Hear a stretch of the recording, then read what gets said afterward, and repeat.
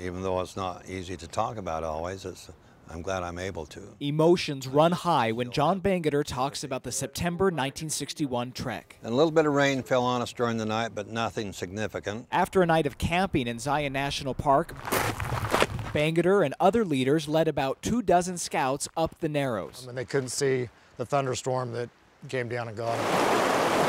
We heard a roar, we turned around, looked back, and here came this wall of water. Bangerter's group, which had just entered a clearing, scrambled to get to higher ground. And we were backed up against the wall with the water lapping over our shoes and waterfalls coming down off the cliffs. All night, the scouts clung to the cliff in terror. Bangerter chokes up, remembering his concern for the young boys. We could tie the canteens around these two boys.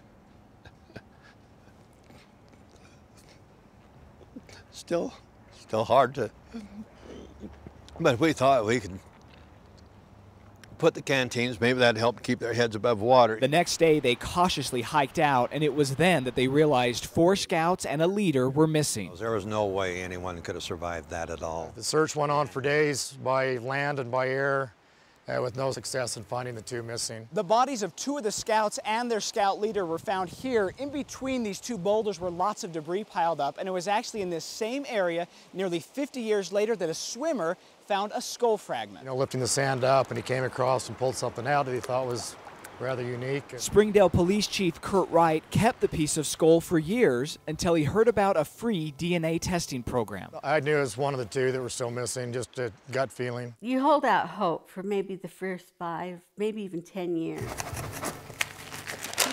To get DNA samples, Chief Wright got in touch with the only remaining family member of missing scout Alvin Nelson. When they told me they found it, it brought back a lot of those raw memories and those emotions. With DNA samples from the families of both missing scouts, Chief Wright sent the skull to be tested. That it was a positive match for Alvin Nelson. I always felt that it would be found, something would be found. Huge mystery that's been solved. In southern Utah, Ladd Egan, 2 News.